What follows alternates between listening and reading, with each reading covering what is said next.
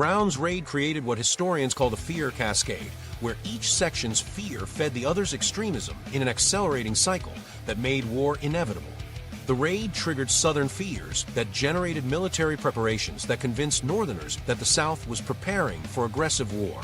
Northern sympathy for Brown convinced Southerners that the North approved of violent attacks on Southern society. Each section's reaction confirmed the other's worst fears about their opponent's intentions. The fear cascade eliminated moderate voices on both sides by making any call for compromise appear like collaboration with enemies who had already chosen violence over negotiation. Northern politicians who suggested patience with Southern concerns were attacked as supporters of slavery. Southern leaders who recommended continued political engagement were condemned as naive about Northern intentions. The psychological dynamic created by Brown's raid made political moderation appear both dangerous and disloyal. The raid made Lincoln's election unacceptable to the South because Southern voters identified Republicans as John Brown's political party.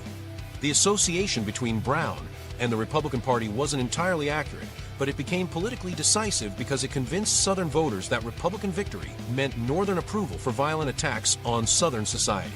Lincoln's election represented more than political defeat for Southern interests. It signified Northern endorsement of the methods and goals that Brown had represented. The identification of Republicans with Brown's violent methods transformed the 1860 election from a normal political contest into what Southern leaders viewed as a referendum on whether the North would use federal power to destroy Southern civilization. Southern politicians argued that Republican victory would place federal authority in the hands of people who approved of violent attacks on Southern property and institutions. This interpretation made Lincoln's election appear as an act of war rather than a democratic choice. Brown's prophecy about blood was self-fulfilling because his raid made the war he predicted inevitable by destroying the political conditions necessary for peaceful compromise.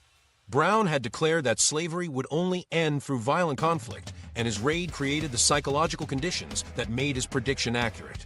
The violence at Harpers Ferry generated reactions that eliminated the trust and goodwill necessary for negotiated solutions to sectional differences. After Harpers Ferry, both sides began preparing for war rather than seeking compromise because the raid had convinced each section that the other had already chosen violence over negotiation. Southern militia enrollment reflected preparation for military conflict that Southerners believed the North had initiated. Northern expressions of sympathy for Brown convinced Southerners that the North had endorsed violent opposition to their society.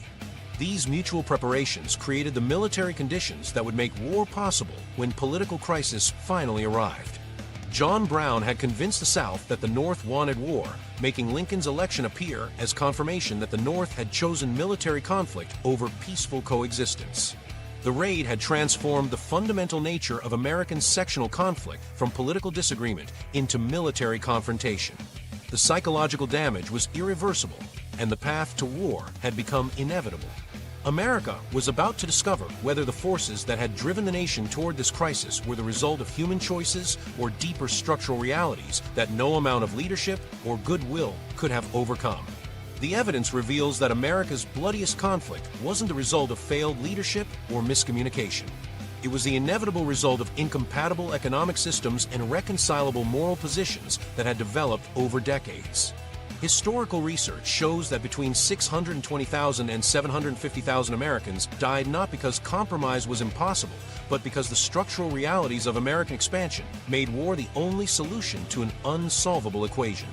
The failure of political and legal compromises over slavery, driven by economic, demographic, and territorial divisions, made conflict unavoidable. When economic interests, moral convictions, and political power align against each other, even the strongest democracy can fracture along predictable lines that no amount of negotiation can bridge.